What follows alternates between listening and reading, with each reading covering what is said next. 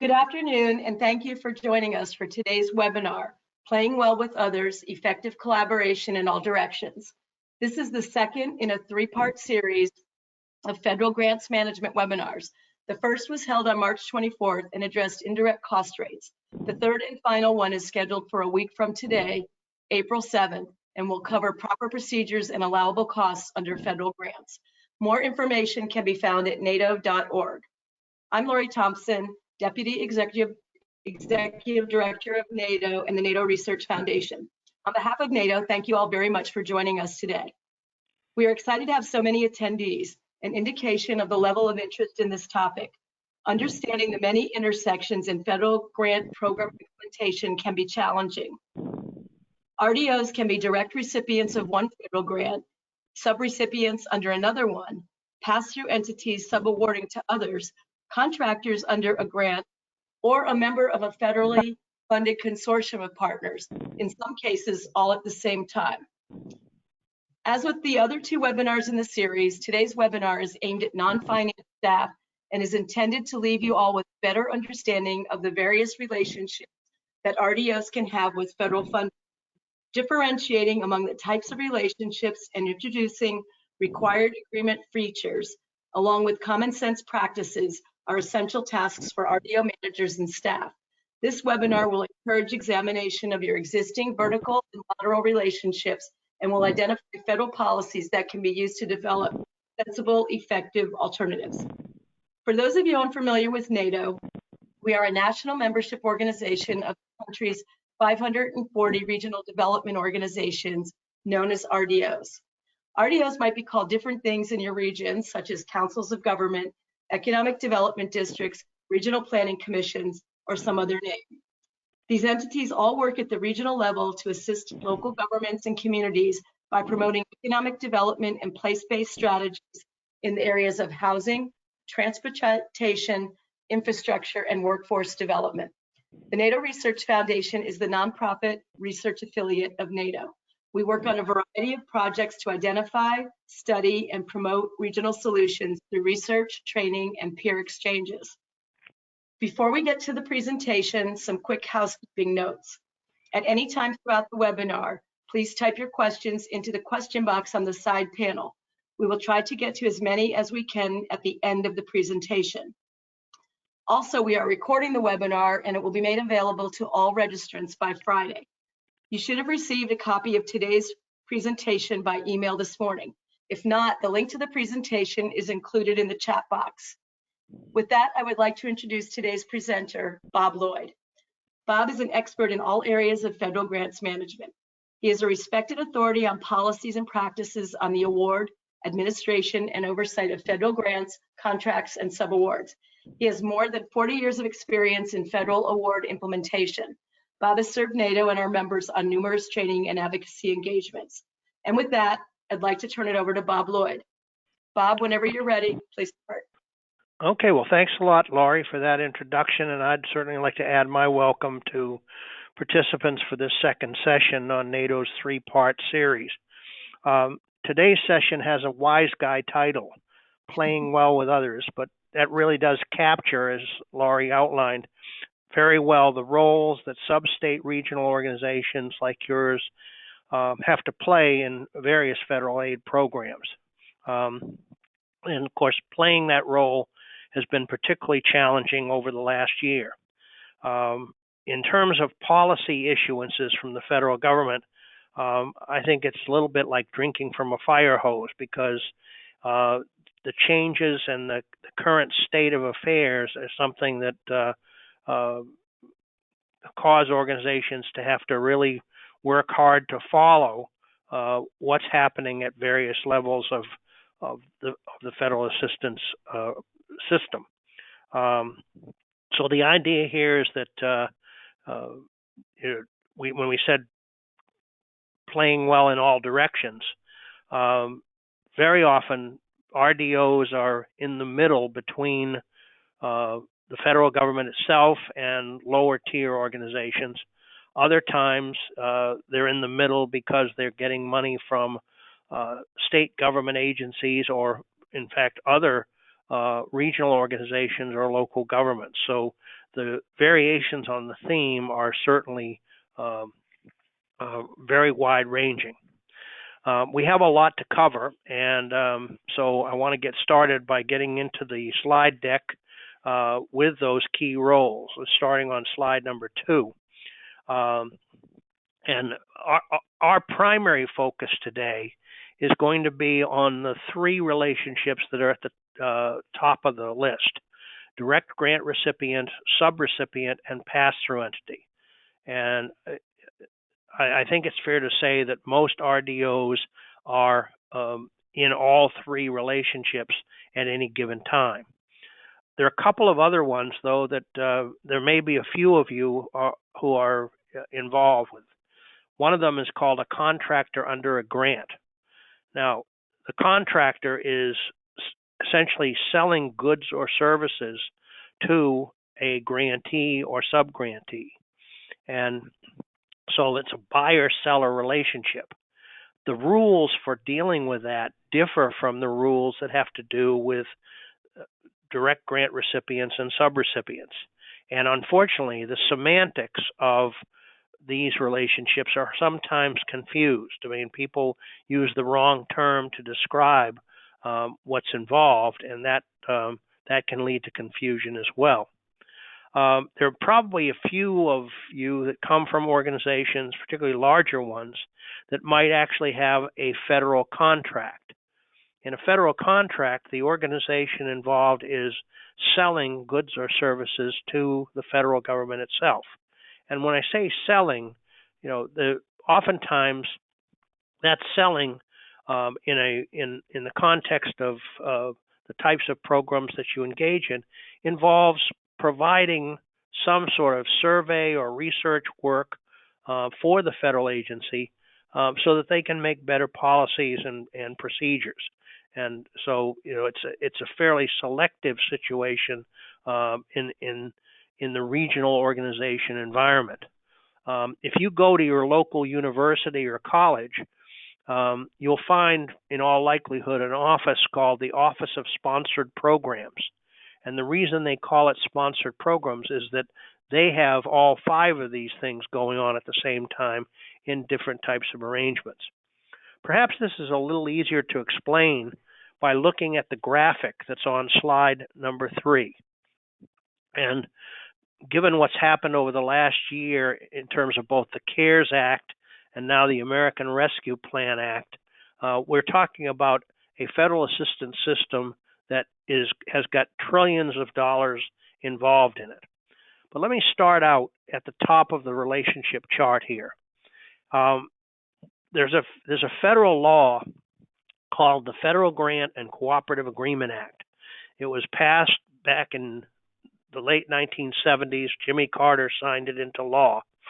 And what it attempted to do was to differentiate between situations in which the federal government was buying something and situations in which they were trying to help somebody. So let's take the right-hand side of the chart first. The law says that if the principal purpose of the federal action is to buy, acquire, purchase, or procure something for the federal government's use or benefit, that will be carried out using a federal contract. The rules for entering into federal contracts and administering them are contained in something known as the FAR, F-A-R, the Federal Acquisition Regulation. It's 7 thick books in Title 48 of the Code of Federal Regulations that tell the federal government how to do something that you and I do every day, which is buy something. But the important thing about that relationship is that the benefit in a federal contract is going uphill. The contractor is providing something to the government that the government said it wanted, and in exchange for that is getting monetary consideration. They're getting paid. Now, in lots of federal contracts, there are lower tier organizations, what we call lower tier, meaning they don't have a direct relationship with the federal government. They are below the contractor in terms of relationships. Now, the term subcontractor is used to describe that entity, and the subcontractor is working for the contractor, helping them fulfill their role to the federal government. the federal government doesn't have a relationship with the subcontractor, and they expect the contractor to deal with the subcontractor and make sure the subcontractor delivers. If the contractor goes to the federal government saying, I'm having trouble delivering because my subcontractors aren't delivering, then the federal government's going to fold its arms and say, that's your problem. You fix it.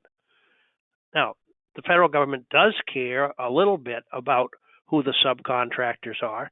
Sometimes they want the subcontractors to be small businesses. They want to make sure the subcontractor is not suspended or debarred, things like that. So there are some federal things that get involved with the subcontractor, but by and large, the federal government's deal is with the contractor themselves. Now, the reason I go into detail on that is to contrast what goes on that side of the relationship with what goes on the left-hand side.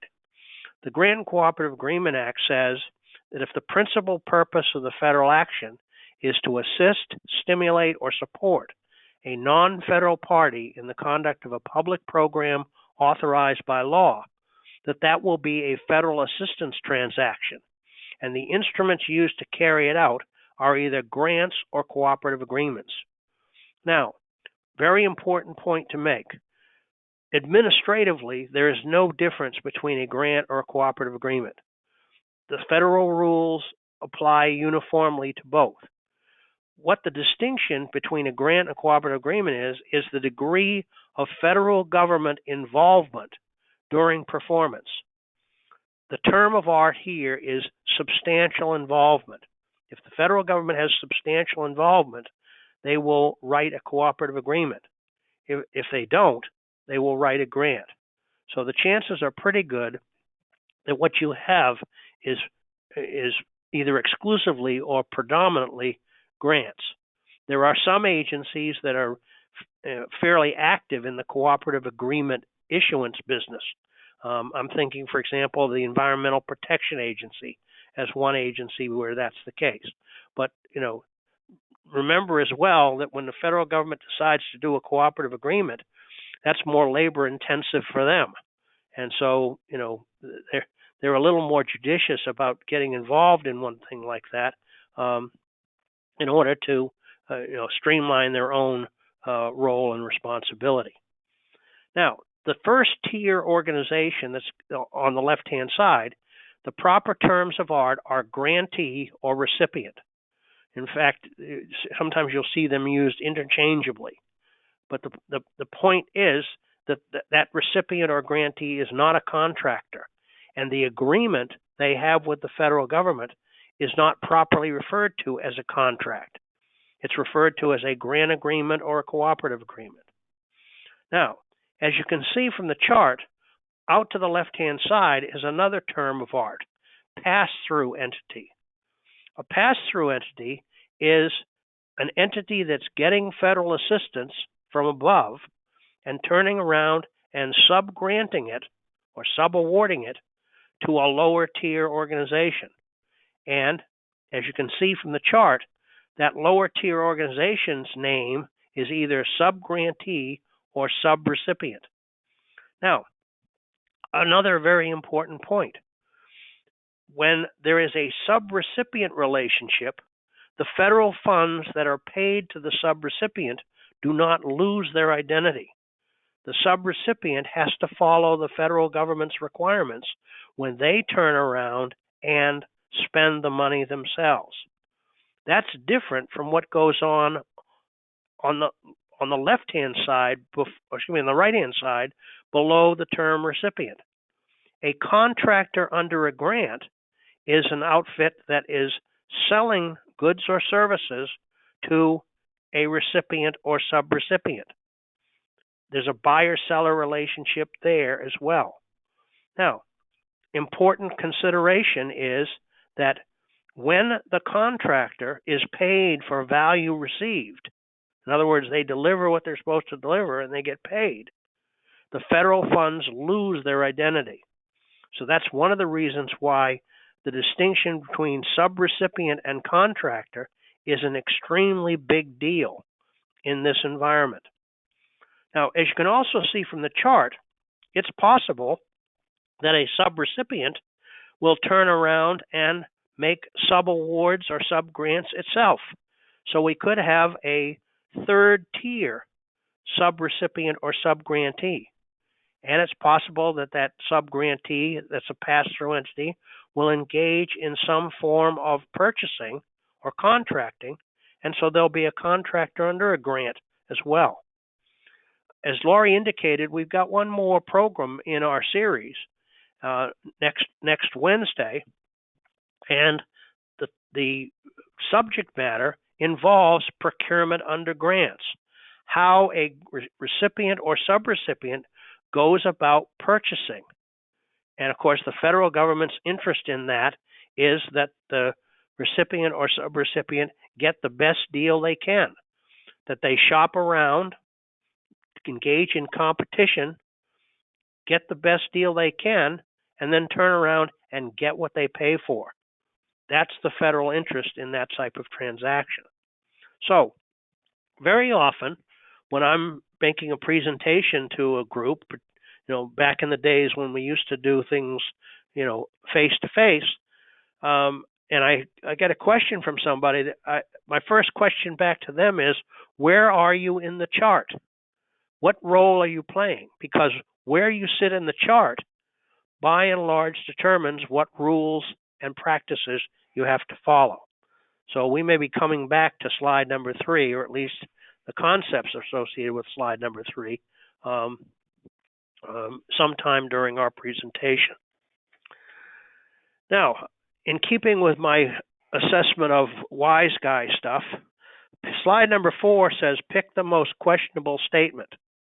And, the 3 at the top are ones that frequently are picked on as the type of thing that somebody hears all too often. But the thing I hear all too often is the 4th one.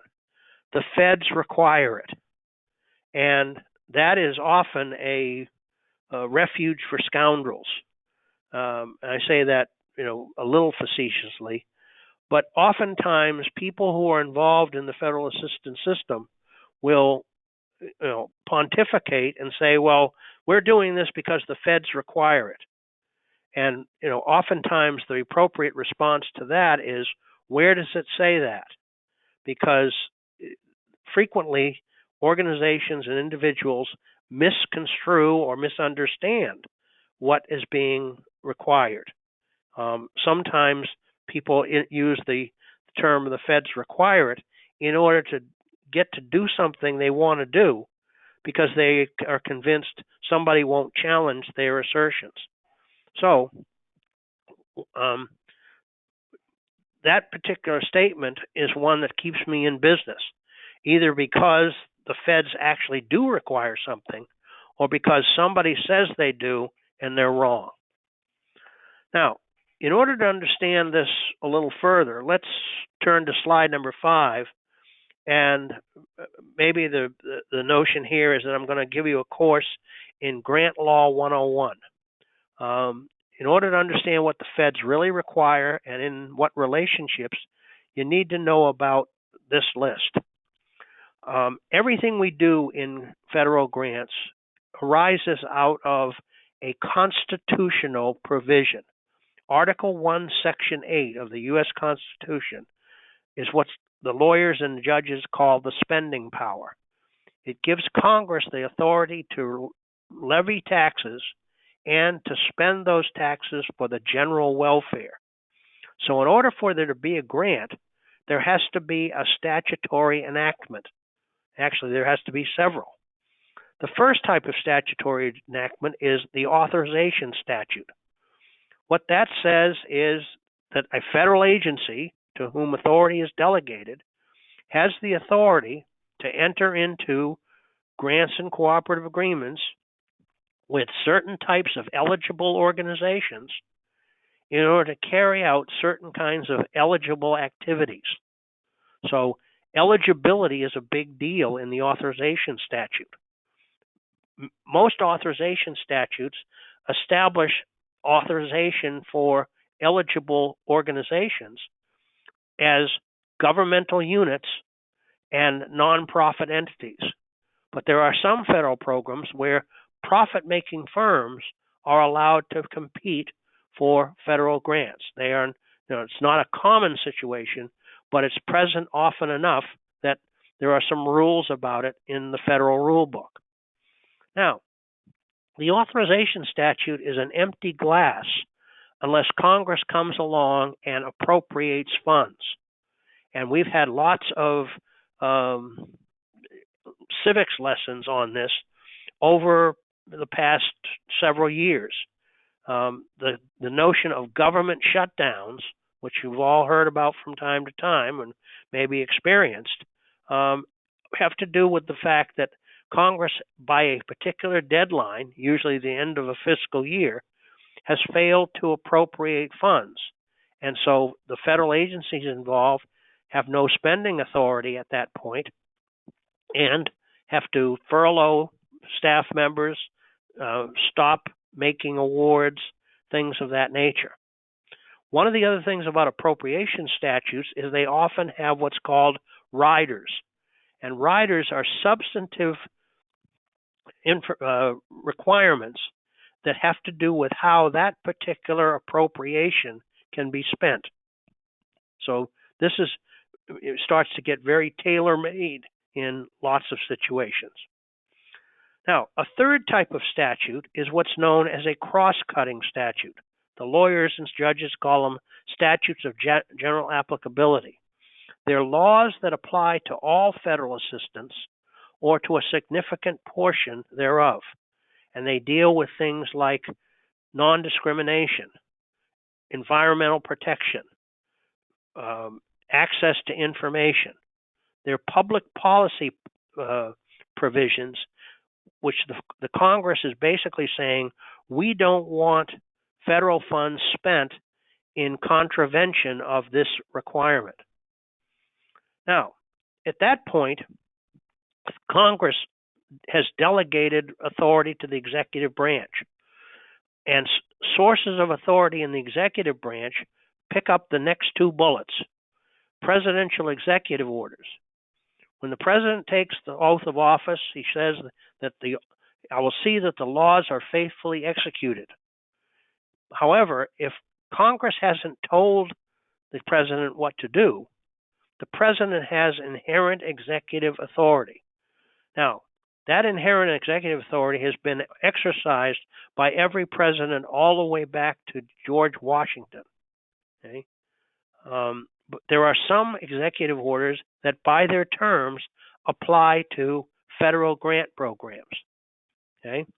And let me give you an example.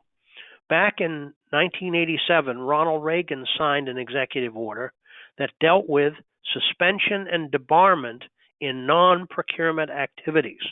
Now, we almost have to go back to that chart we were looking at a moment ago to see what we're talking about here. But it's basically saying that the federal government reserves the right to declare an individual or an organization to be so bad that they don't want federal agencies to do business with them. That's a common law right. My wife is good at debarring contractors who do work at our house. We're not hiring him anymore. That kind of thing. Well, that's the kind of thing the federal government has the right to do in assistance programs. But the important thing about this executive order is that it said that if one federal agency debars an individual or an organization, that will accomplish it for the entire government.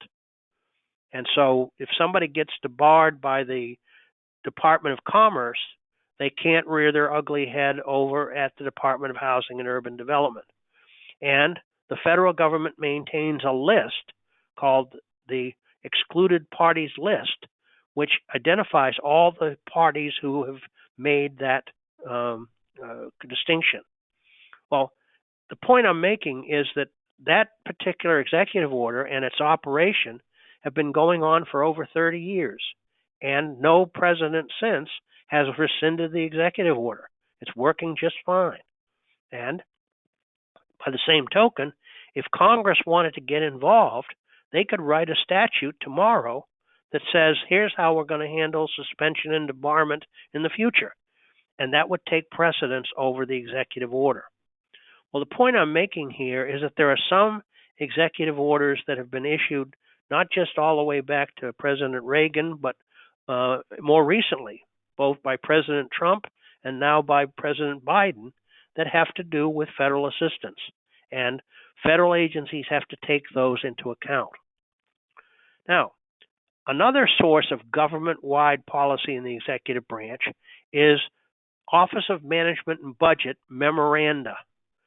The Office of Management and Budget is part of the Executive Office of the President. They work for the President.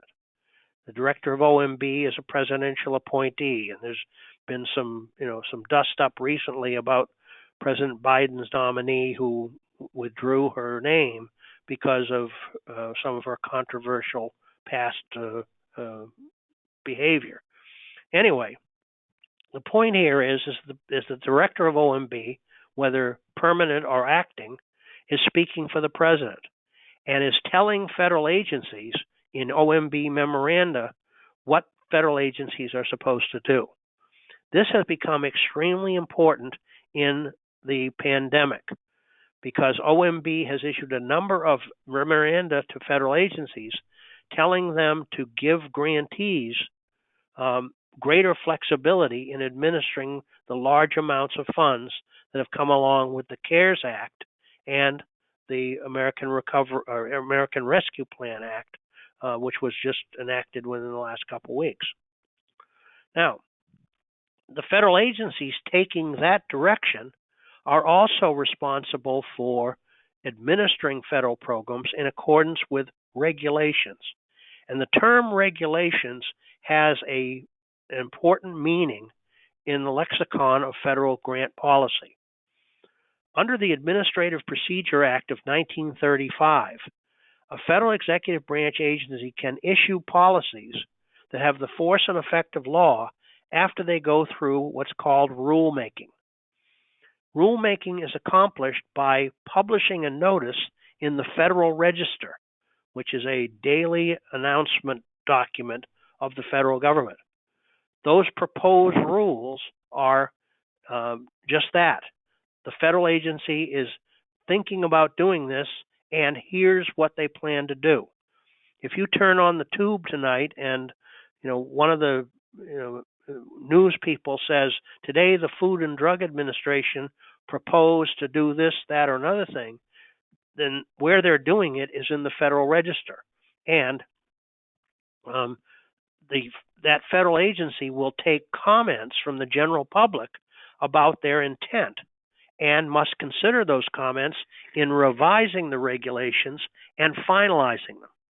Once they are finalized, they go into the Code of Federal Regulations, or the CFR.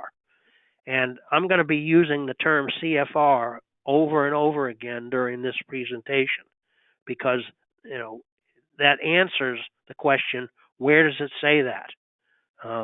Now, Title II of the Code of Federal Regulations is called Grants and Agreements, and it is the locus for the requirements that we're dealing with in discussing playing well with others.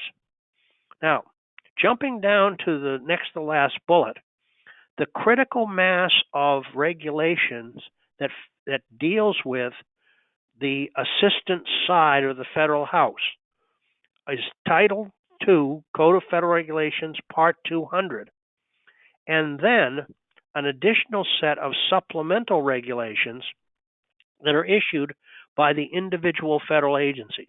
Now, I know this gets down in the weeds a little bit, but once you're down there, you understand things a whole lot better.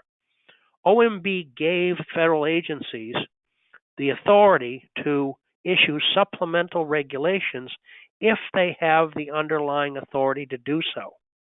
And as an example, the U.S. Department of Transportation has a separate regulation that addresses things that are unique to DOT.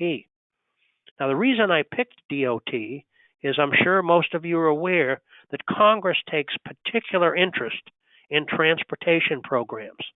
In fact, the President Biden is going to be talking about infrastructure sometime today in Pittsburgh, Pennsylvania. Well, that infrastructure, in all likelihood, will be heavily oriented toward roads, bridges, airports, mass transit systems, etc. And 2 CFR 1200 is where DOT's regulations are that supplement 2 CFR 200.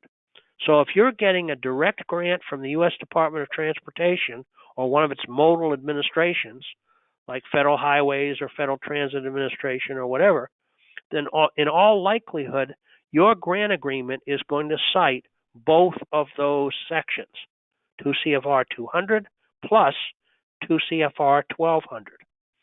Now, there's one outlier in all of this system which makes good sense, and that is the Department of Health and Human Services.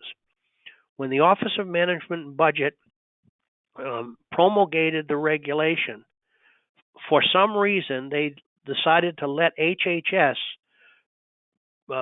issue the regulation using their numbering system.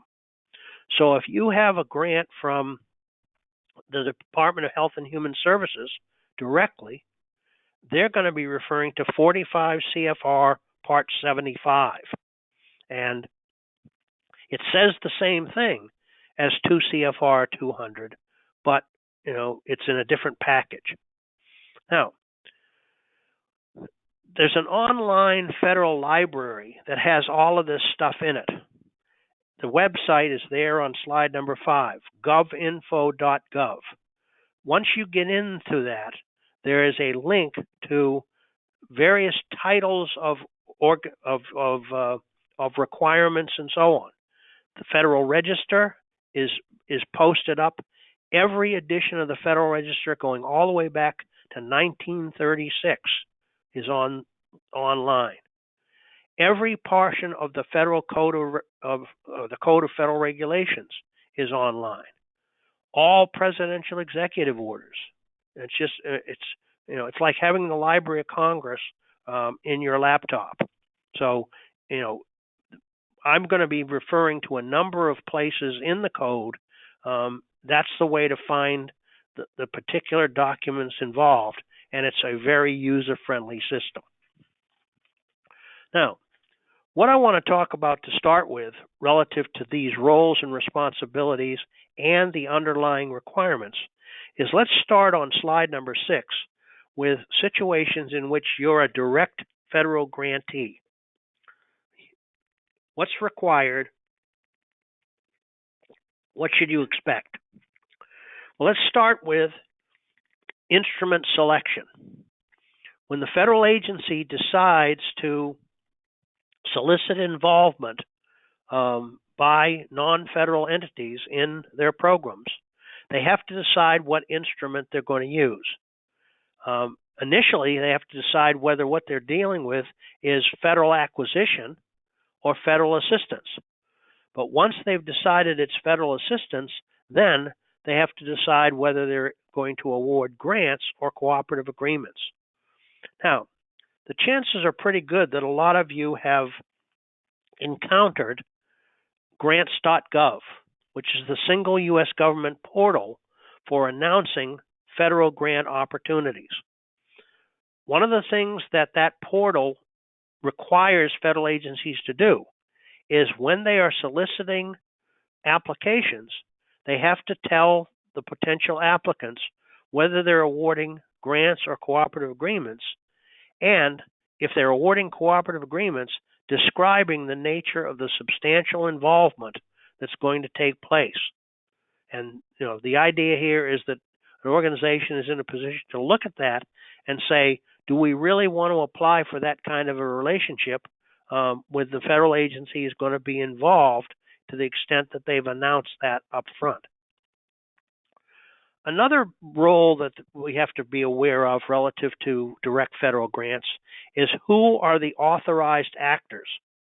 And the 3 that I've listed there on slide number 6 all have particular roles to play. The grant officer is an individual who has what the federal government calls a warrant. A warrant is a written delegation of authority that permits that individual to commit the federal government to a financial course of action. Now, sometimes that person is called a contracting officer. Sometimes they're called an agreement officer. But in the grants field, they're called a grant officer. And they are the ones who have signature authority. So not only do they sign the initial award to an organization, but any modifications to that award that take place later are within the purview of that grant officer. Now, the grant officer's representative is a program person, somebody who presumably is expert or certainly skilled in the substantive area that the grant is intended to support. And so the grants officer delegates to the grant officer's representative certain kinds of interchanges with the recipient or grantee. Okay? Occasionally, the grant officer will delegate some form of signature authority to a grants officer's representative. But if that happens, the delegation document is something that is provided to the recipient organization. So what I'm trying to get at here is if you have anything that has to do with the commitment of the award or modification to the award, the person you go to is the grants officer, unless you've got evidence to the contrary related to the grants officer's representative. Now, the third player is the Office of Inspector General. And the reason I bring them up is that buried in the rules is a discussion of records, retention, and access. And one of the provisions in that section says that the Comptroller General of the United States, who's the head of the Government Accountability Office, the federal agency, the Inspector General, the pass-through entity, and any of their duly authorized representatives have the right of timely and full access to any books, records, papers, and other material relevant to the grant. Well, that's a pretty comprehensive set of requirements. And under the Inspector General Act of 1978, that Inspector General has that authority statutorily. So that's why that's particularly important. So, those are the three parties that an organization is most likely to come in contact with regard to the federal role. Now, turning over to slide number 7, let's talk about what goes on in solicitation. I mentioned grants.gov, but let's flesh that out a little bit further. Nobody's holding a gun to the head of any organization saying you have to take federal assistance. Okay? It's a voluntary action. And the organization here's a place where there's a big distinction between federal grants and federal contracts. In a federal contract, when a contractor makes an offer to the government, that offer is binding. And once the government accepts the offer, then the contractor is bound to perform. And if they don't perform, there are consequences that are quite significant. The offer that's being made in federal assistance is being made by the government. We're offering federal assistance to you to help you, and you can always turn down the help. Okay? So one of the terms of art that you frequently see in this discussion is mandatory grants versus discretionary grants. Mandatory grants are grants that have to be made by the federal government if the recipient wants to accept the assistance. Well, mandatory grants are usually formula grants distributed based upon various types of data, like the population of each state, or the number of school children in K through 12 education, or the number of elderly people over the age of 85, or something of that sort. There's a whole variety of factors that might be involved. We've been seeing a fair amount of mandatory formula grants in the CARES Act and in the American Rescue Plan Act, where distribution of massive amounts of federal funds are being made to state governments and very large local governments. And that is nonetheless a solicitation. Now, the other type of grant that we see is what's known as a discretionary grant. That's when the federal government is deciding who's going to get the money, how much they're going to get, and the nature of the activity. So competition policies for discretionary grants are something that is of great interest to recipient or potential recipient organizations. There is no federal requirement for competition in grants. Okay? Over in the contract side of the world, there's something called the Competition and Contracting Act, which stipulates how federal agencies will go out into the marketplace and compete contracts. There's encouragement to competition in discretionary grant programs that showed up in that Federal Grant and Cooperative Agreement Act that I mentioned earlier. But federal agencies are not required to get competition. Now, most of them do as a defense mechanism. They want to make sure that they can defend who they have made awards to. Because invariably in a discretionary grant competition, not everybody's going to get funded. And some of the ones who don't get funded are likely to go to Capitol Hill and tell their member of Congress that Agency X wasn't fair to us. So that's why the competition policies arise in federal agency activities. Now, as I alluded to earlier, there's a set of requirements in the rules related to public notices and solicitations. And here's a place where some of the nomenclature has just recently changed. Many of you have been familiar for years with something called the Catalog of Federal Domestic Assistance, or the CFDA. Well, for reasons that are its own, OMB has abandoned that terminology and is now referring to that as assistance listings. The numbering system that you've become familiar with, in all likelihood, is not changing. Let me rephrase that. In all likelihood, you've become familiar with that system. It's not changing. The numbering system is the same, but there's a different terminology. The Office of Management and Budget is in charge of the assistance listings, and they get the General Services Administration to compile all that information by querying the federal agencies and using a standard template of information that is going to be presented in those assistance listings. So the catalog is a good place to find out whether a grant program exists, who's eligible for it, and all that sort of thing. It's one-stop shopping as to the availability of a federal program. Grants.gov is where the current announcements related to those programs are published. And so every federal agency is expected to present that information online in grants.gov. And not surprisingly, OMB has created a standard template for that information. That template is contained in Appendix Roman numeral 2 of 2 CFR 200. And again, the reason that it's been created is to assure that a prospective applicant can make an informed decision about whether or not they want to apply for federal funds. Now, one other point I ought to make about the early going in terms of a direct federal grant, and that's the question of unsolicited applications. Can somebody just approach a federal agency and say, we want a grant for this?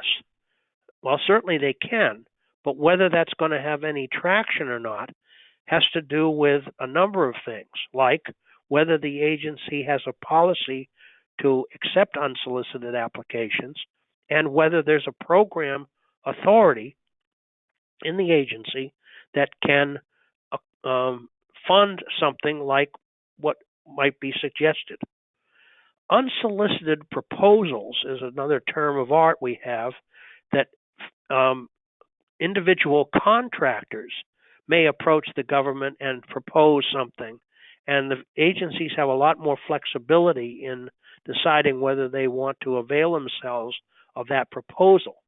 The contracting procedures of the federal agency are going to be fairly explicit about whether that sort of thing is permitted and under what circumstances. Now, moving on to slide number 8, let's talk about the next step in the process, application. I have a lot of trouble with folks who use the wrong terminology. Not that much trouble, but a little bit. Let's put it that way. I hear people say all the time, "We're bidding on a grant." That's not the right terminology. Bidding is something that goes on in federal contracts. You're making an offer to the government. Application is the proper term of art that we deal with when we're dealing with grants. And not surprisingly, the Office of Management and Budget, which likes standardization, has come up with standard application forms that are used by all federal agencies. There's a statute known as the Paperwork Reduction Act, which requires that any form or format that the federal government's going to use to collect standardized information from 10 or more individuals or organizations in the general public must be cleared through an Office of Management and Budget unit. So the standard form 424, application for federal assistance, has been around for many years. And unless a federal agency goes to OMB and finds a way to convince them that they should use something else, which is not an easy thing to do, then that agency is going to be using the standard form 424. Now, as you can see, there are some subsections to the standard form. The first one is the cover sheet, known as the application for federal assistance. There are separate budget forms used for construction and non-construction grants. The standard form 424A is for non-construction. The 424C is for construction. And there's a statement of assurances that are used for the application. The 424B is the statement of assurances for non-construction. The 424D is for construction. Now, what's in those statements of assurances? A listing of all the laws, executive orders, and other policies that an organization agrees to follow if the assistance is awarded. So even though you haven't even gotten the grant yet, you're already promising to follow the federal rules. Now, I skipped over one other piece of information about the 424, and that's a standard certification.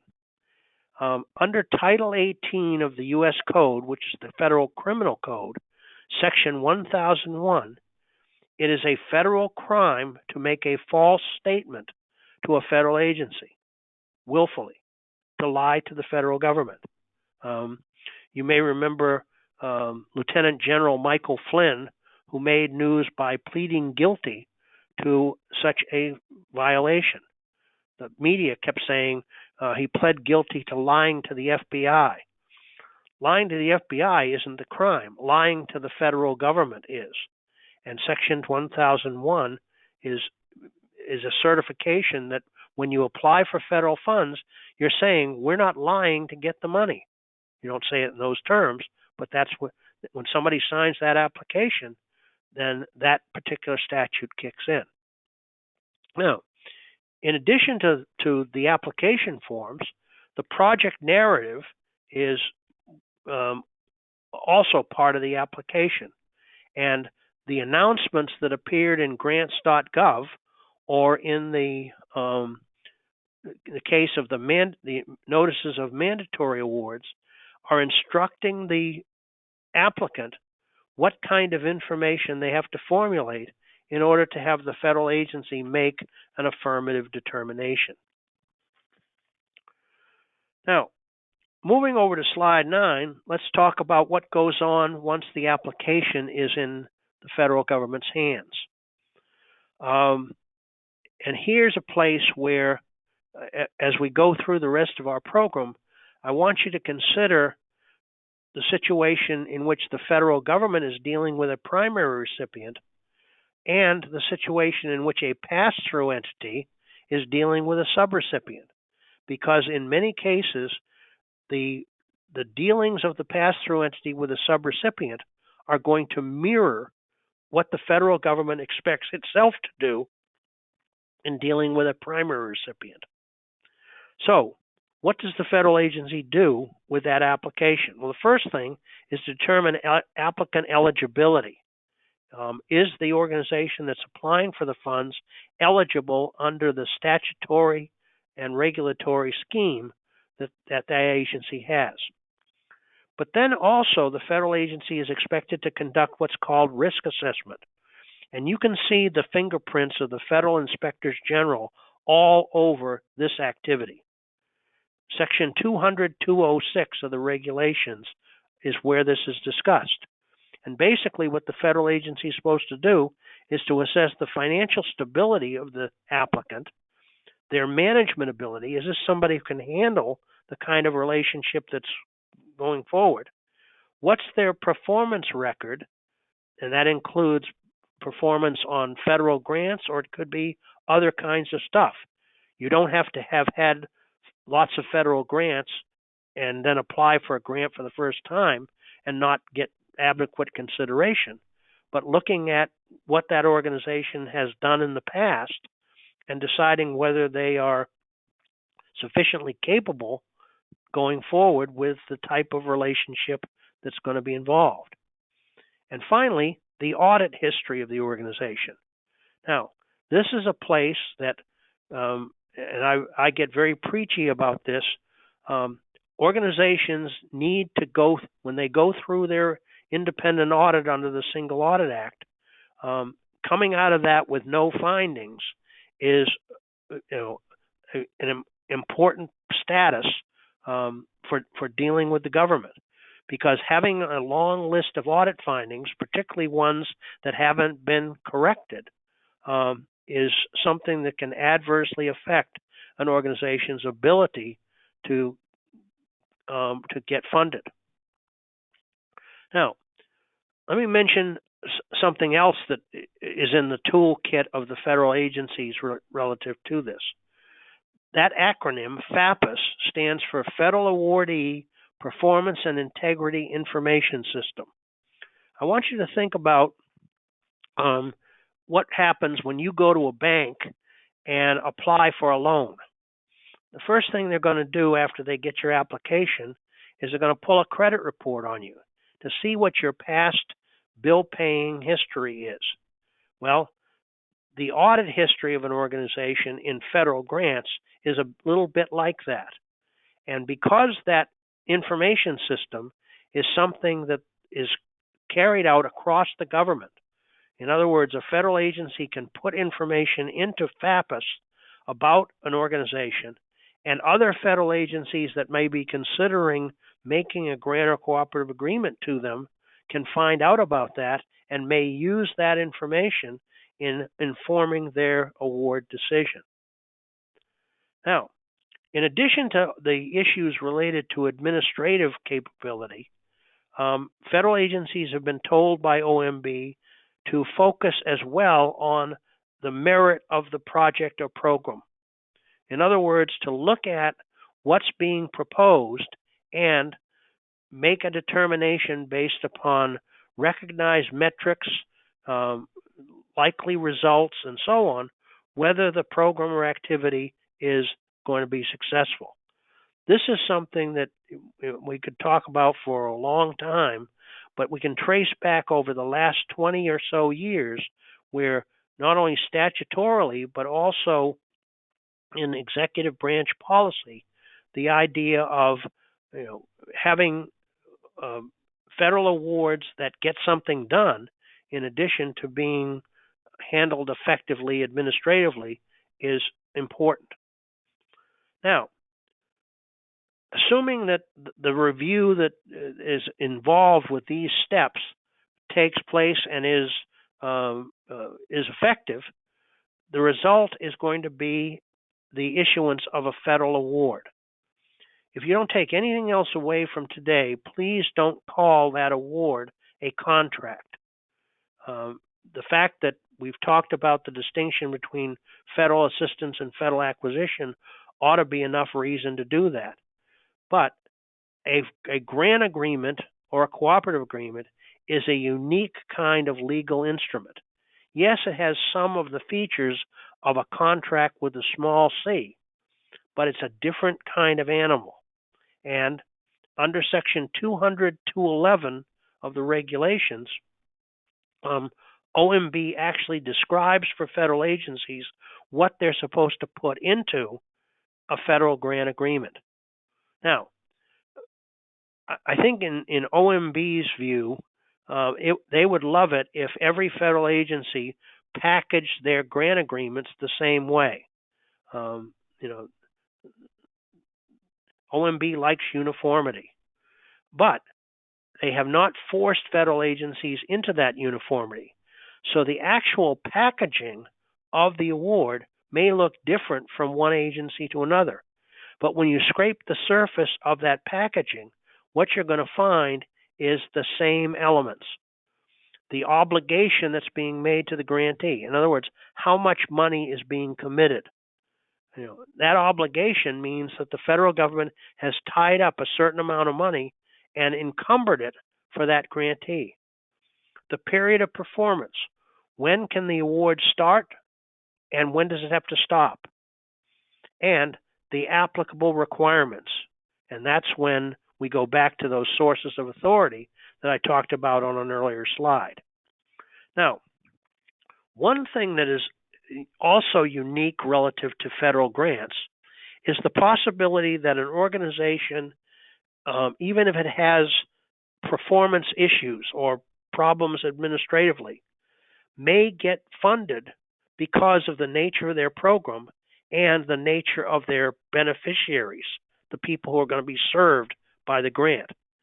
And so the government has a mechanism for dealing with that type of situation. It's the imposition of special conditions. So if an organization has a history of poor performance, is not financially stable, has a management system that doesn't meet the requirements of these policies, or is otherwise not responsible, special conditions can be imposed on that organization. And that's where on Section 200-208 we see that type of thing occurring. Now, moving over to slide number 10, let's talk about what kinds of requirements are imposed on the recipient. Management system standards are the term of art that the federal government uses for dealing with this particular subject matter. And let me explain to you what system standards are. When the federal government started to get heavily involved in grant programs, and this is back probably in the 1960s, establishing requirements on a grantee that would involve the design of financial management and accounting systems and things of that nature was very quickly dismissed as a bad idea, in part because it's a slippery slope. Telling an organization how to manage funds, particularly when that organization may have significant amounts of its own source revenue that it's already administering. So, take, for example, state and local governments. The federal government didn't need to tell state and local governments how to manage public funds because those governments had plenty of their own. So what the government said was, if your system of management meets some minimum standards, then we'll accept it. And it really doesn't matter to us whether you're doing it exactly the same way as another government down the street or down the interstate. So, in the area of financial management, procurement, property management, and subrecipient management and monitoring, a lot of the design of the organization's own system is going to be unique to them.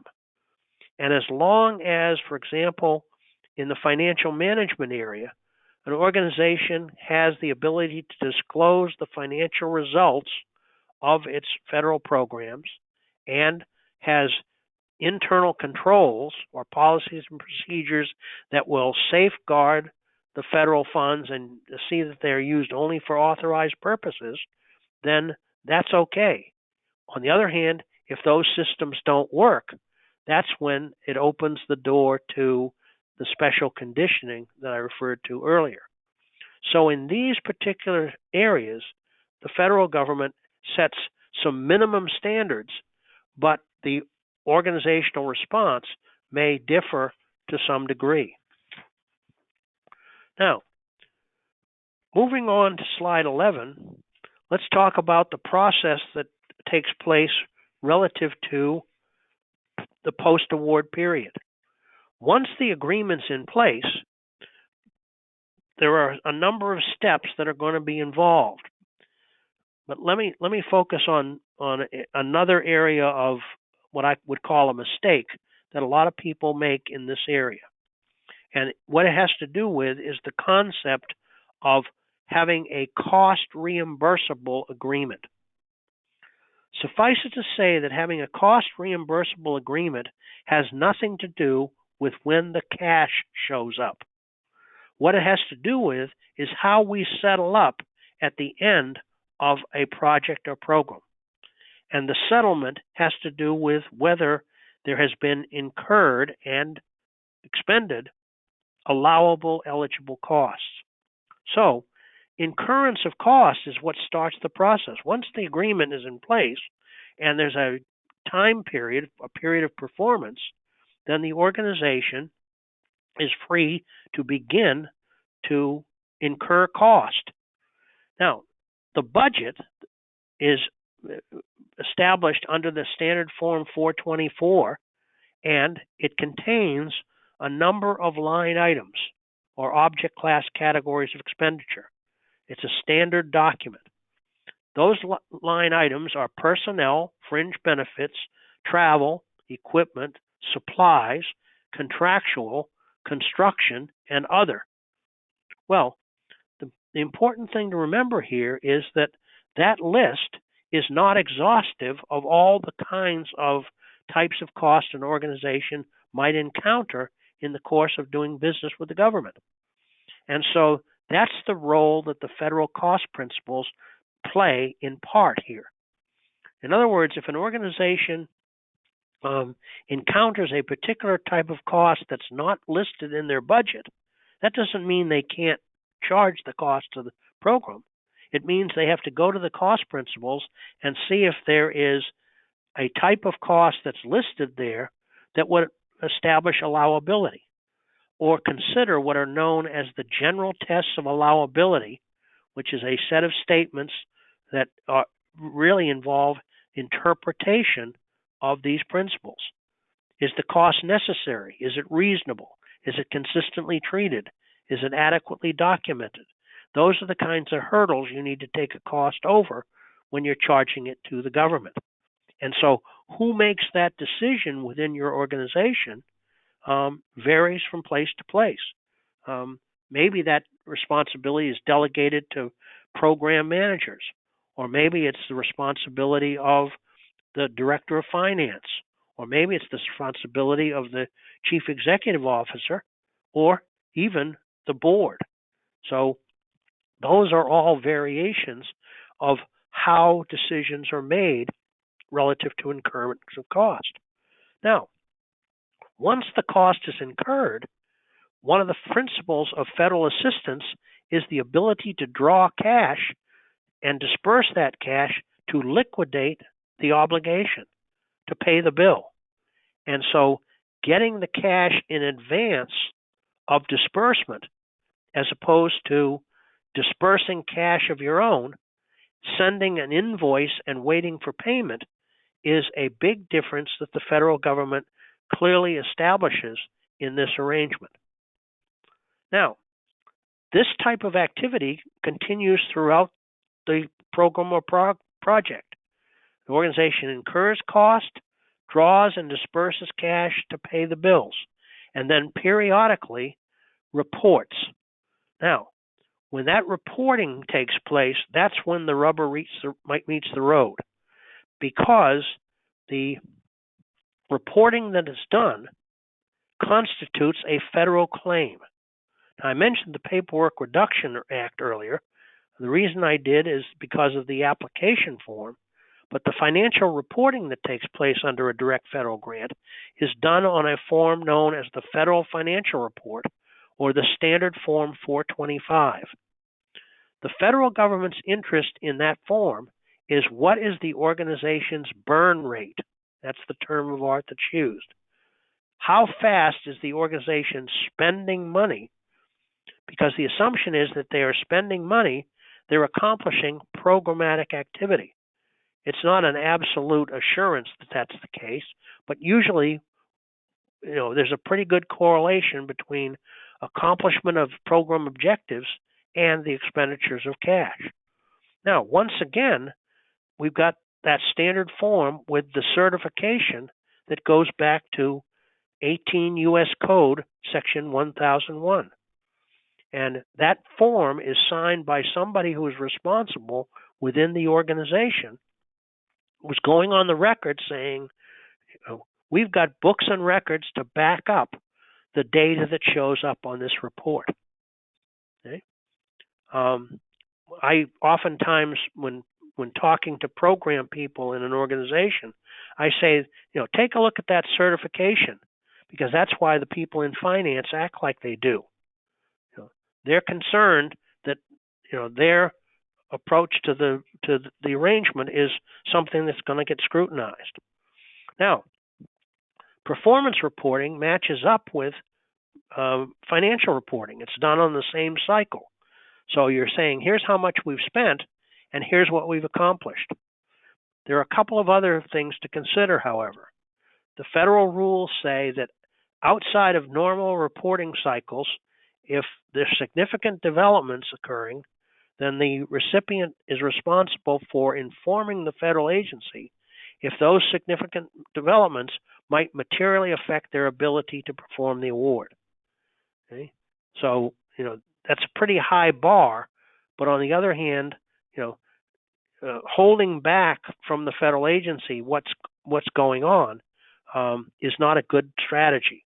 If they find out something bad has occurred and you haven't been forthcoming, they're going to be inclined to bring the hammer down. And so, informal reporting, or the sort of thing that would take place over the telephone or through email, which of course we're all relying on these days, is also a good idea, even though the federal rules don't explicitly talk about it. Now, turning over to slide number 12, with direct federal grants, when we get to the end of the project or program, that is where we've either used up all the money or we've used up all the time, that's when we go to closeout. And closeout is a routine administrative action taken in response to submission of final financial and performance reports. What goes on as well is retention of the records, reconciliation of the award, so that if there's, if the total obligation wasn't expended, the federal agency will deobligate the difference and close the award. And there's a settlement of property. So if you bought equipment or something of that sort, the decision about whether that equipment's going to be retained or whether it would be disposed of or transferred to some other party is all part of that closeout activity. Now, audit is not a normal part of the life cycle of an individual grant. Under a statute known as the Single Audit Act of 1984 as amended, an organization that spends more than $750,000 annually of federal assistance from all sources, direct federal awards as well as pass-through awards, must cause to be performed an independent audit. And that independent audit is conducted based upon the fiscal year of the non-federal entity. It's not accomplished based on the program year of any particular award. So at the end of a fiscal year, somebody in your organization prepares what's known as a SEFA, S-E-F-A, Schedule of Expenditures of Federal Awards. It's a snapshot of where you are in your federal awards at the end of your fiscal year. And that SEFA is presented to the independent auditor who's going to verify whether or not that is an accurate statement. And so if the auditor issues an opinion that says in all material respects that SEFA is accurate, that gives the awarding agencies a significant amount of assurance. Okay? So if they can't say that, then they're going to issue audit findings which have to do with discrepancies thereof. Now, that single audit is the federal government's first line of defense against fraud, waste, and abuse in federal programs. However, the federal government itself reserves the right to conduct additional or supplemental audits of an organization. But this is done under the Inspector General Act of 1978. And what the Inspector General Act says is that to the maximum extent possible, the federal auditors should rely on the non-federal audit conducted under the single audit. But they can do additional work if they need to. And sometimes the reason they show up is not because they want to do supplemental work related to the single audit. It's because they've received some sort of whistleblowing or referral that says that something is amiss in a grantee organization. The federal inspector general offices have significant authority to audit or investigate any matter related to a federal program under their jurisdiction. Now, the other thing to keep in mind about audits is that if there are findings, the notion is that those findings need to be resolved, need to be corrected. And there is both statutory and regulatory policy that requires federal agencies to issue what are called management decisions within 6 months after they receive an audit report. So the idea is that these findings are not going to sit around on a shelf and not get addressed. They're intended to, not be a gotcha situation, but to have management take particular attention or pay particular attention to those audit findings. Now, plugged into the middle here is slide 13. And let me tell you just a little bit about that because as you can see from the date on it, excuse me, it's only been out for 12 days. OMB memoranda are instructions to federal agencies telling them what to do about something that's of concern to the Office of Management and Budget. Well, since the American Rescue Plan Act has been enacted, clearly this is something that's front and center in terms of OMB's interest. So, speaking for the President, OMB issued an instruction to the federal agencies telling them to engage in certain kinds of class deviations and to consider case-by-case exceptions. To what? To 2 CFR 200. What OMB is doing is saying, in normal times, we would expect full implementation of 2 CFR 200, but we're in a crisis mode. So therefore, here are some things that federal agencies you can step away from, waiving certain requirements, providing time extensions for certain administrative actions, and so on. And you'll notice in the third bullet there, applicable to ARP funding and other federal grants. So Essentially, OMB is opening the door to greater flexibility with respect to these administrative requirements. Now, it's up to the federal agencies to take advantage of that instruction.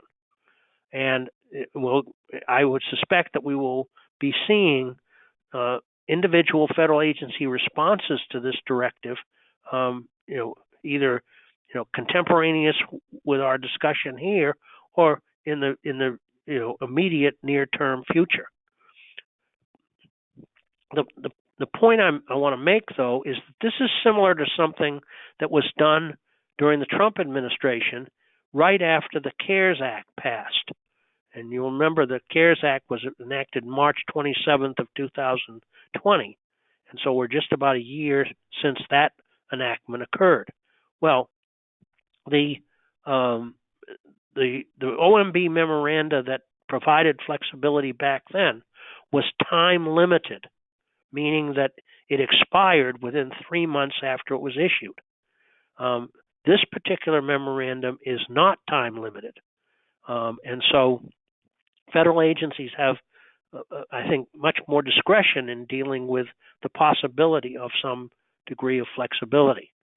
But something else happened back in 2020 that may inform what's going to go on going forward here. Because the federal agencies were given the authority to do this, but not any further direction about how to do it, some federal agencies did a really good job back in 2020 of informing their grantees of the possibilities of flexibility and actually implementing those in grant agreements. But I'm going to pick on the Department of Labor for a minute.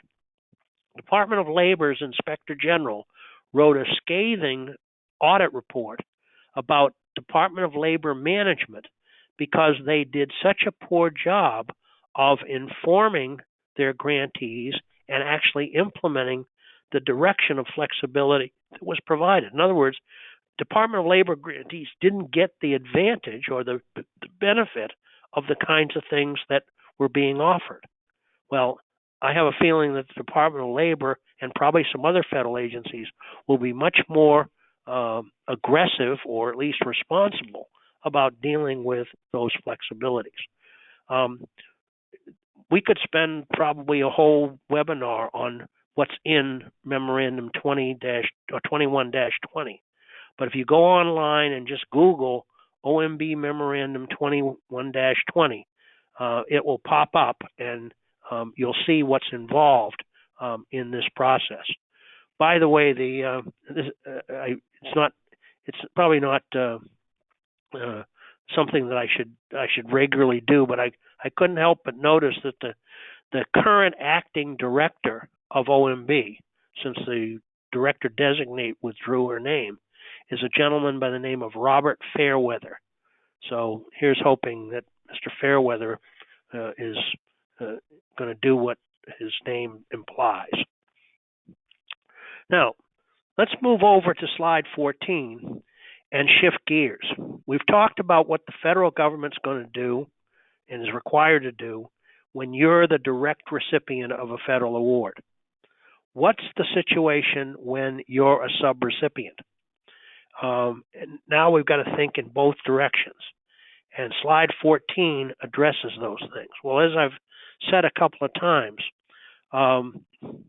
the approach to deal with subawards is to consider that a pass-through entity is in the same position vis-a-vis a subrecipient that the federal government is vis-a-vis a prime recipient.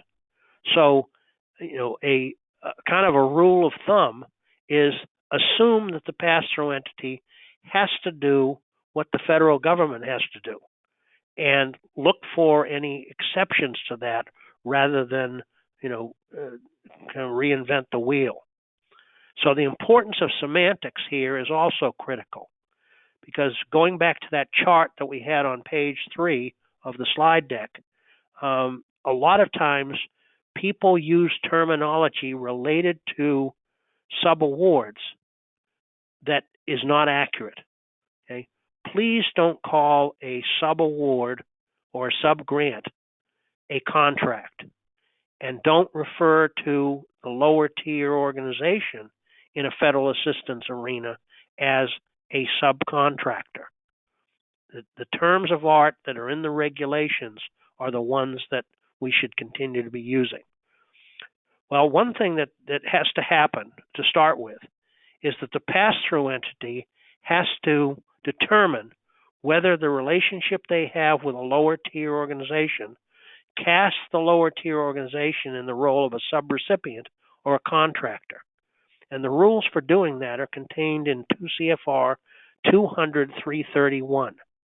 Now, I would characterize the listing that's made in that section as something akin to this. If it looks like a subgrant and it acts like a subgrant, it's a subgrant. And if it looks like a purchase and it acts like a purchase, it's a contract. And, the characteristics that are indicative of one or the other are what's listed in that particular section. There's no single characteristic that by itself determines that somebody's a subrecipient. That's why I use the term no silver bullet. And there are a number of factors that aren't even mentioned. So the type of organization that is the lower tier entity doesn't determine whether it's a subrecipient or a contractor. I've run into a lot of auditors who say, well, if the lower tier organization is a nonprofit or a government, it's got to be a subrecipient. That's bunk. It's incorrect. It also doesn't address the issue of whether the pricing of the agreement is a fixed amount or it is a cost type arrangement. Again, some of my friends or acquaintances, might be a better word, in the audit community might say, well, if it's a cost-based award, then they've got to be a subrecipient. Not. So, go back to that language in 200-331 for dealing with that. And again, oftentimes settling disputes or arguments about this really goes back to, finding out where it says what it does say and pointing that out to somebody else. Now, as we saw in the federal government's own activities, the pass-through entity is expected to conduct risk assessment, and the criteria for doing so look an awful lot like what the federal government is doing. Not completely, but close. One thing that is different is the timing. In the federal activity, a risk assessment is conducted before an award is made. In the discussion of pass-through entity activity, the risk assessment can be conducted after an award is made, although it doesn't probably make as much sense to do it that way. I would argue that doing the risk assessment before the agreement is executed is something that assures that if there's a risk, it can be accommodated by introducing a high-risk designation and imposition of special conditions. Now, on slide 16, what we capture here is all the stuff that needs to be in a subaward agreement. And I'm assuming that as an RDO, as a subrecipient, you're going to be getting an agreement from the pass-through entity in a fairly hefty package. Well, what does that agreement have to have in it? And the answer to that is those elements that are identified in the first 7 bullets on this page, from identification as a subaward to closeout procedures. Now, let me point out something about that first listed item, identification as a subaward. The language in the regulation is almost a duh moment, what I'll call a duh moment. The idea that somebody needed to say that. But what OMB was trying to accomplish was to make sure that the intent related to a subrecipient relationship is actually clear. In other words, that to say that the agreement is a subaward of federal financial assistance. I've counseled my clients who are pass-through entities to say the first sentence in your sub-grant agreement should be, this is a subaward of federal financial assistance between Organization A, hereinafter called pass-through entity, to Organization B, hereinafter called subrecipient. When you define who's involved and what your intent is, you put an awful lot of weight on the side that says it looks like a subgrant and it acts like a subgrant. Now, there are some issues that frequently come up vis-a-vis those subgrant agreements. Among them is pass-through entities that exceed the federal requirements that go beyond that. And the notion here is that, the pass-through entity is using that because they've been told they can impose additional requirements in the list of characteristics of the award. Well, the problem is that the federal rules say that that those additional requirements really do have to have some underlying basis. That it's not an excuse to throw everything but the kitchen sink at the organization. The other thing that goes on is the introduction of contract clauses that are applicable to procurements. In other words, things that various federal statutes and executive orders that apply to a contract under a grant are being introduced into a subrecipient relationship. Going back to our chart, one of the things I've found most troublesome is where somebody who works for a pass-through entity, probably a lawyer, takes everything that belongs in a subgrant, everything that belongs in a contract under a grant, mixes it together, calls it something like a memorandum of understanding or a subcontract, and sends it down below. And it's no wonder that somebody has a difficult time figuring out what the thing is and what the requirements really are. So be careful about that. Another possibility for subgrant agreements is what's known as a fixed amount subaward. Now, under the rules that are cited there, a federal agency may permit a pass-through entity to make awards that are fixed amounts rather than cost-based arrangements. There are certain conditions about when that can be done under Section 200-201. But this is a program design feature that individual organizations may want to consider in terms of dealing with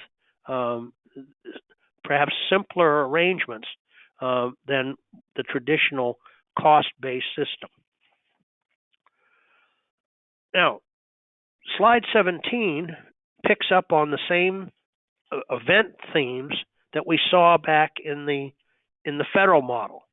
In other words, incurring cost, drawing payment, generating source documentation, and creating underlying books and records that are used to prepare reports that are going to go to the pass-through entity.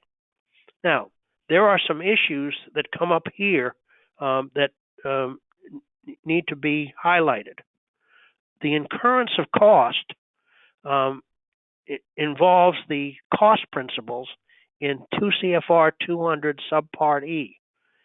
One of the problems that frequently comes up is that the pass-through entity introduces cost restrictions that are related to their own policies.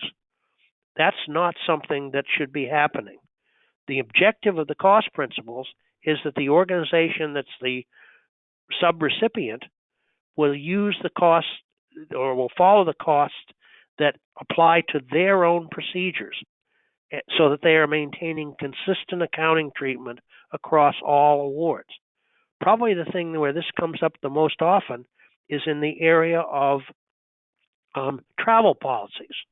Now, fortunately, we haven't had too many arguments about that over the last year, but the idea that the pass-through entity says to the subrecipient, you have to follow our travel policies rather than those of your own. If you look closely at what the federal rules talk about, the organization's own policies are the ones that are supposed to drive that sort of arrangement. Another issue in subaward implementation is payment. And this goes back to what I said earlier about a misunderstanding about the nature of a cost reimbursable agreement. Okay, 2 CFR 200-305B says that a non-federal entity must be paid in advance, provided they maintain the willingness or the ability to minimize time elapsing between transfer of funds and disbursement of funds. In other words, if they can draw down the cash and get it out the door quickly in order to meet their obligations, then they qualify for advance payment. And the term non-federal entity in the regs is defined as a recipient or subrecipient. Well, I know there are a lot of state agencies who are violating that particular provision, and that's been brought to their attention in a number of disputes. It's also been brought to OMB's attention in trying to get federal agencies to monitor the payment procedures that pass-through entities are using. Now, moving over to slide 18, let's talk about source documentation. Some of the issues that come up in this context are required submission of documentary backup. There's nothing in the rules that says that a financial report has to be supported by copies of receipts and agreements and other kinds of stuff.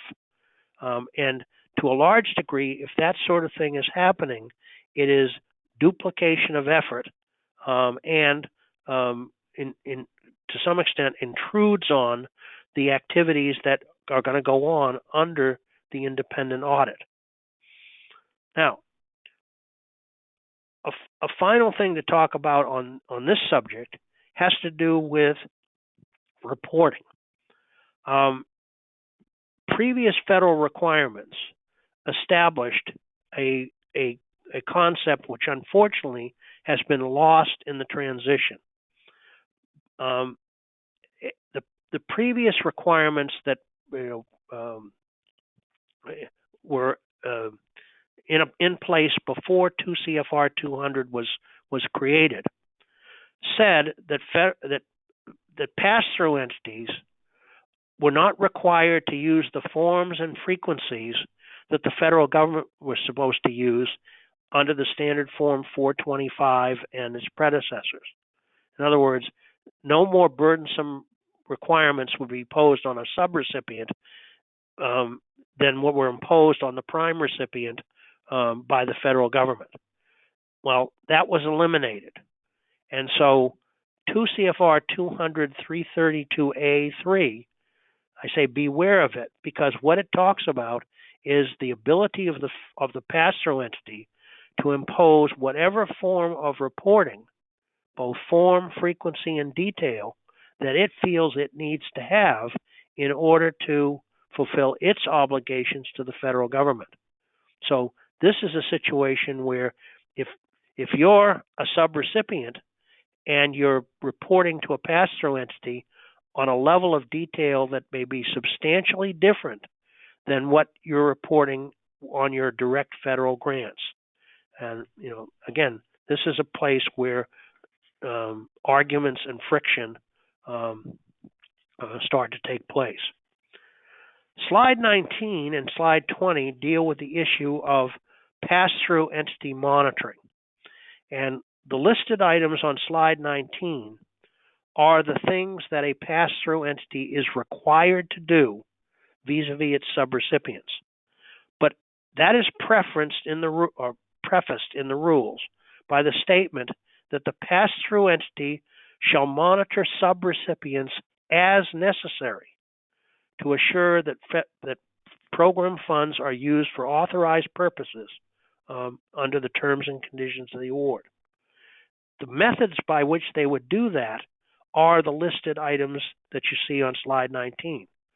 But the degree to which those activities are carried out may vary to some degree because of the potential risk that the subrecipient is involved with.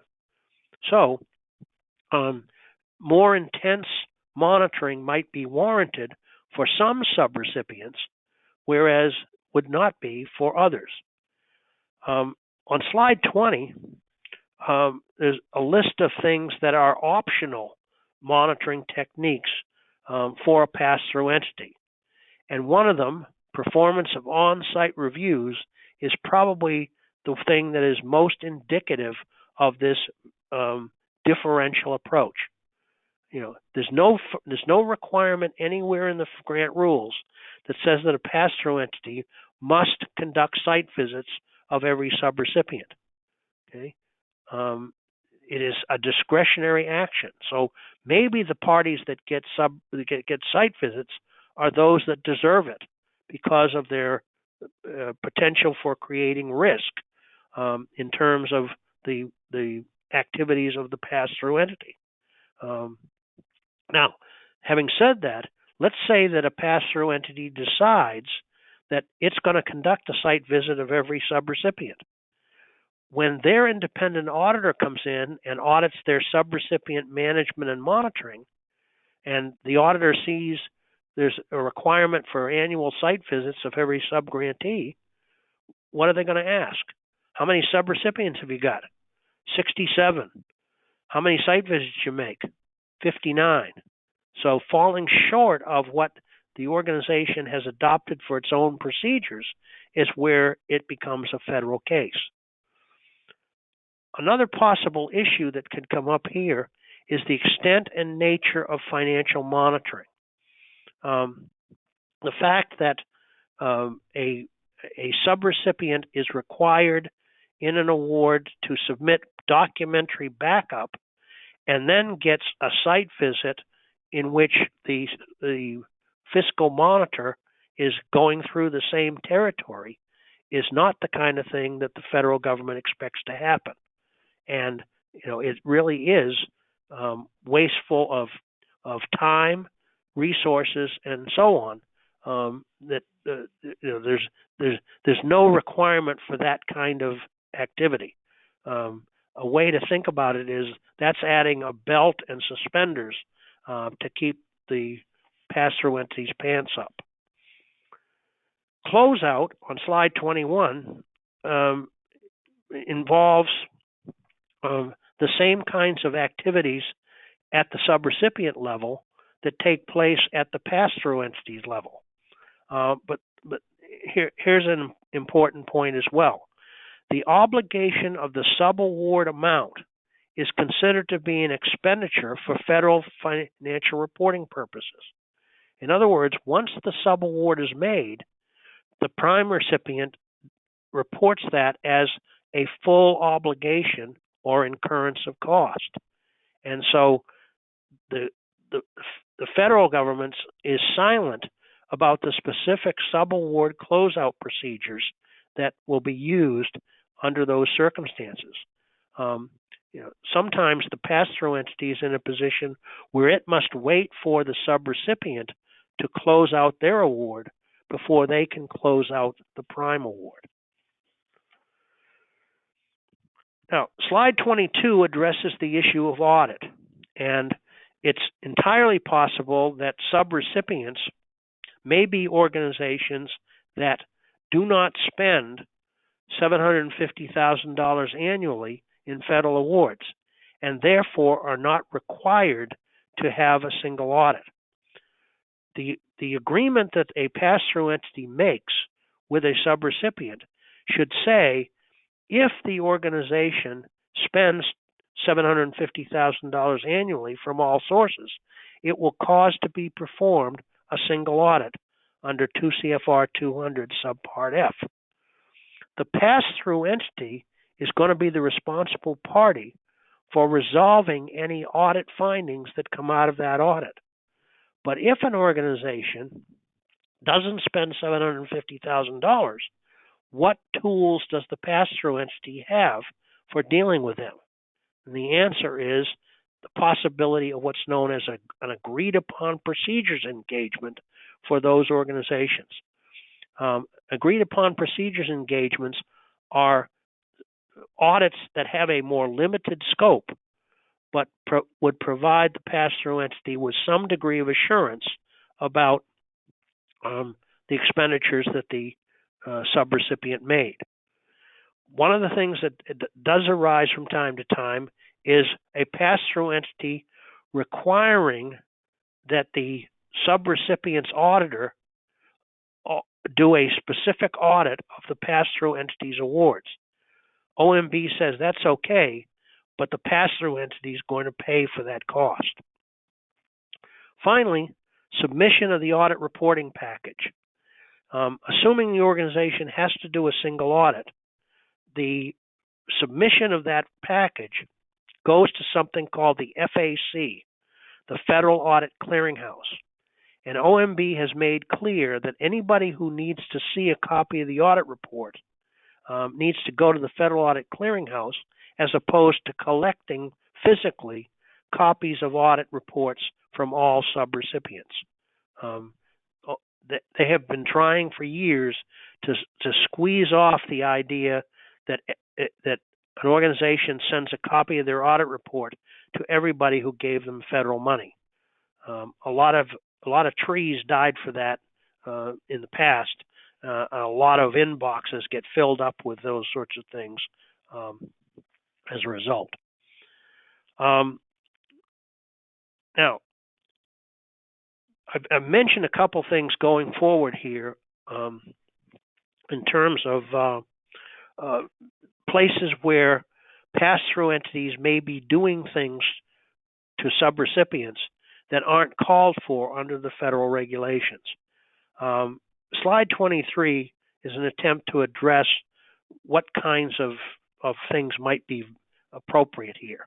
And it's really advice about biting the hand that feeds, because a lot of those kinds of things are not only burdensome and costly, but they interfere really with the effective implementation of the federal program. This is where deciding whether to push back is really involved. And my experience is that submitting careful written positions that address the regulatory departure that's taking place are often things that can create an effective dialogue. I mean, the idea here is you're not doing this because it's personal; it's only business. But also using surrogates or enlisting similarly situated organizations might be the kind of thing that's appropriate. Councils of governments may be entities that are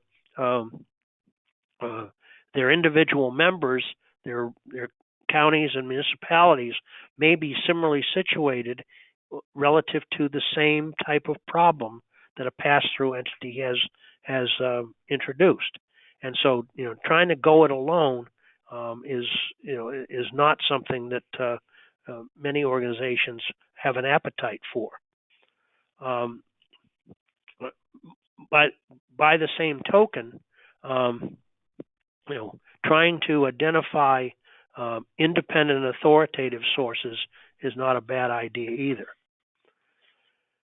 Now, slide 24 and 25 get to the issue of when your organization is a pass-through entity itself. I don't think it's appropriate for me to go back through all of the slides related to pass-through entities and say this is what you have to do. I mean, I think the list I went through is something that you can use as a template for creating your own system for subrecipient management and monitoring. But in order to do that, you've got to have a confident knowledge of the applicable rules. So being able to refer back to 2 CFR 200 on a regular basis using the resources that I mentioned early on would certainly be appropriate. I mean, don't assume that just because the regulations are, boring and convoluted, that they aren't going to be important in these kinds of discussions. But don't turn yourself into the same kind of problem that pass-through entities that are causing difficulty at your level are doing as well. In other words, employing the golden rule here, don't do to them what's being done to you if you can at all avoid it, and be prepared to exercise differential accountability. That is, look at the rules from the standpoint of where does it say that we can differentiate between subrecipients who have a good performance track record and have shown administrative integrity versus those that are problematic. The federal rules provide that you can put your emphasis on those that need it the most, and that's not a one-size-fits-all type of arrangement. Now, let me wrap up with what happens if you're a contractor under a grant. Remember, going back to our chart, that a contractor under a grant arrangement is a buyer-seller relationship. The rules that apply to subawards, which we've been going through in some detail, almost always do not apply. There are a few exceptions. Suspension and debarment is one of them. But, the Office of Management and Budget has done what I would regard as a very effective way of differentiating subawards from contracts under grants, and mixing them back together is not a good strategy. Remember that contract pricing can be on a fixed price basis or a cost type arrangement. If it's a fixed price arrangement, the awarding agency is supposed to use the cost principles in judging whether the fixed price that has been calculated is appropriate under the circumstances. Reinforcing the point I just made, the contract document that is awarded to a contractor under a grant, the federal clauses that belong there are contained in 2 CFR 200 Appendix Roman numeral 2. And this is a place where the concept of invoicing and payment is differentiated. There's nothing in the rules that says that a contractor has to be paid in advance. In fact, the notion would be that the contractor has sufficient resources of its own to be able to operate and then send a bill to the buyer and await payment. So having the resources available is a criterion for whether an organization might be able to be an effective contractor. And finally, documentation. The documentation requirements that affect a contractor under a grant are included in one of the clauses in 2 CFR 200's Appendix Roman numeral 2. There's no requirement in the rules that says that a contractor must be audited, although it's certainly possible that a grantee or subgrantee would want to do that sort of thing. And let me leave you with this thought. As Laurie indicated, I've been in the business of consulting on federal grants for quite a while. I have never been audited by one of my clients, and I'm always a contractor under a grant. That doesn't say anything about my honesty or integrity. What it says is what the size of my contracts are. If you added a few zeros to the contracts that I had, I would think that I would get much more scrutiny from a grantee or subgrantee that has contracted for my work. Okay, keep that in mind with respect to the situation in which your organization is a contractor under a grant as well. The idea that the buying organization is going to come and look behind the counter to see why you billed them for a particular amount is another factor that they would use as a risk-based system. Now, the program we're going to have next week is going to involve a focus on procurement under grants specifically. So as we go through that particular session, I may revisit some of the concepts that I've talked about here when your organization is not the buyer, but it's the seller. So with that, let me turn it back over to Laurie and Brittany, and we'll open it up for your questions and comments. Thank you so much, Bob. I have to say you were awfully thorough today because we only have one question. So I'll read it out, and if anybody has a question they want to add into the chat box or the question box, go ahead and do it now. We have a couple of minutes before the webinar is scheduled to end. So one of our listeners wanted to know if the presidential executive order requiring the $15 per hour minimum wage would apply to a federal subrecipient like a metropolitan planning organization. Well, first off, the executive order, as far as I know,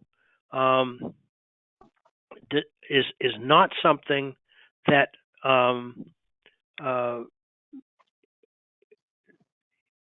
is consistent with the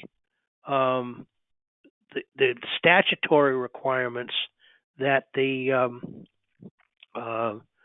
Department of Labor has to follow with respect to the establishment of minimum wage.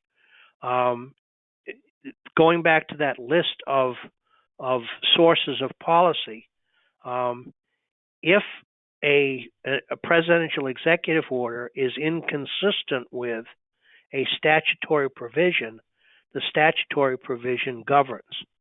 Now, I haven't looked at the language that you're referring to, but I'll be glad to do that. And there's a sheet at the end of the slide deck that has my contact information, and this might be something that we would best explore offline. So I'll be glad to entertain a phone call or an email about this, and we can sort it out. Okay, thank you, Bob. By the way, that I was going to say that goes for other things that we've talked about here as well. I mean, that was a lot of information to give you in one bite, but if people have fact specific or other kinds of questions related to what we covered, I'll be glad to follow up with individuals who get back in touch. Thanks, Bob. That's it for questions. I do want to remind everyone that the webinar was recorded, and we hope to get it out to all registrants by Friday, and that they should have received a hard copy of the PowerPoint presentation earlier today in their email inbox. If not, it's attached to this webinar right now in the handouts little box on the right. Just a reminder that the final webinar in the series, Purchasing with Federal Grant Funds, Proper Procedures and Allowable Costs, will occur next Wednesday, April 7th at 1:30 p.m. If you haven't registered for it, or you'd like more information about that webinar, you can find it at www.nato.org. And with that, I'd like to thank Bob once again for another great webinar, and thank everyone for attending. And with that, the webinar is concluded.